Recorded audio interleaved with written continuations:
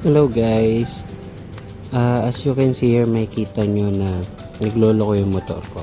Taas baba yung minor niya. Actually, hindi nga eh. Bagsak nga yung minor niya eh.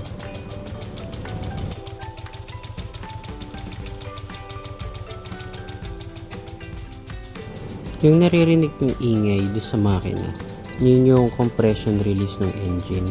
Kaya siya ganun. Kasi nadidetect niya na mababa yung minor. Pero pag ni-rev ko siya, nawawala na may ingay. Ngayon, ayaw lang niyang tumino sa pag-minor niya. Mababa siya sa 1000 RPM.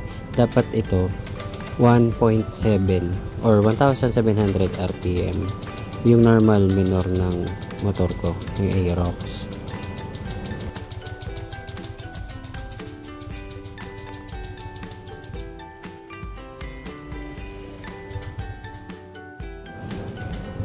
Yan, namatay na siya. So, pinustart ko ulit. Pero ganun pa rin. Mababa yung minor niya below 1,000. Sinubukan ko siyang patayin. Para baka sakali, pag inon ko ulit siya, pumalik sa tamang minor niya.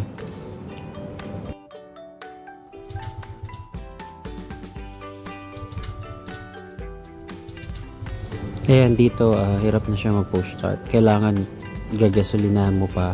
Tapos, yung minor niya, hindi na siya nag-steady sa 1.7. Mababa na talaga siya. Below 1,000.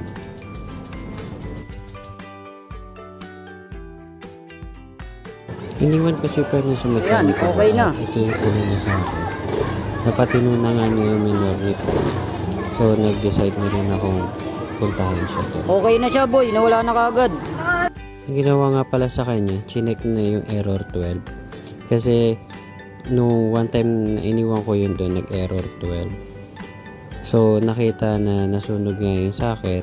So, ginawan ng bagong connection to or yung tinatawag na AdPro.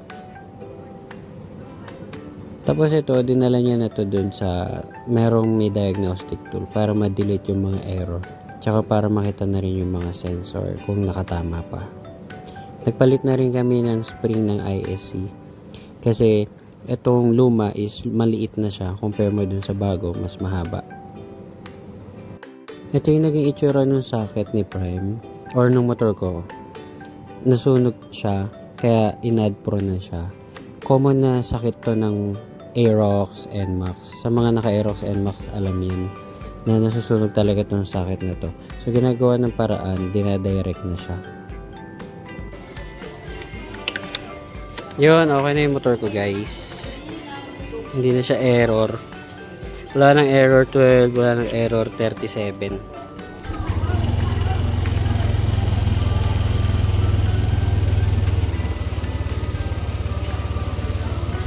Tagal magtono ah. Ito pala si Raven. Siya yung gumawa ng motor. Hindi pa ka Ayun, nagawa error na lang. Error yan, maya maya wala na yan. Tayo natin bumaba yung idle niya. Kasi bago spring ng ISC nito. Tapos kaya pala siya nag-error dahil sa spark plug cap. Ayaw maniwala ni Raven. Maayos na idle niya. Error 37 sa idling to. Tapos wala na. Pagka tumuno na siya ng 1.7, wala na yung Simbala check kayo engine. tuwing linggo. Hindi, maitakbo muna to para ano, May exercise. ma-exercise yung ISC. Doon kayo mo nila yung picture na sinend ko sa'yo ng spring kung gano'n different. Ito pala yung spring na pinalitan guys sa ISC. Sabi mo Japan to, Ben? Oo yun, nadyo ko na.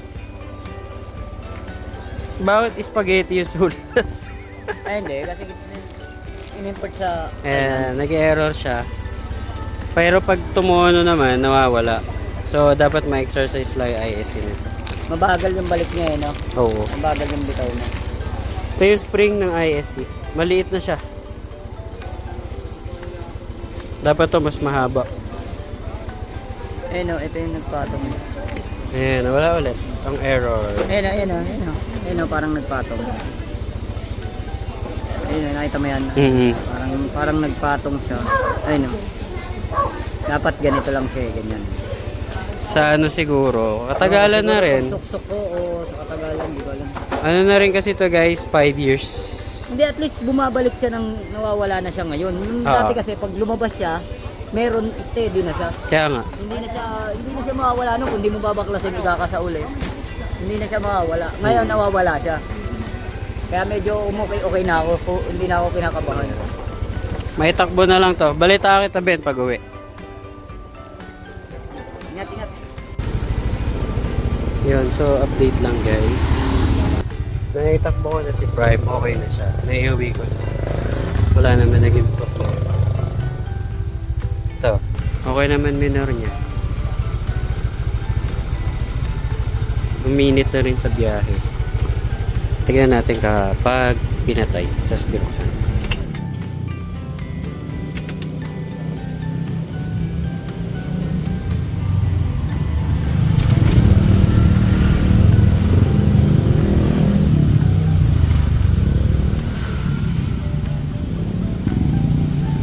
Ayun, okay naman yung idle.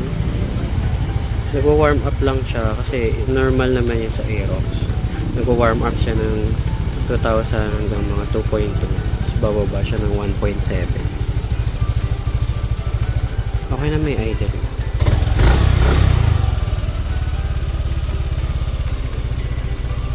Ayun, normal. Okay na siya. Wala nang problema.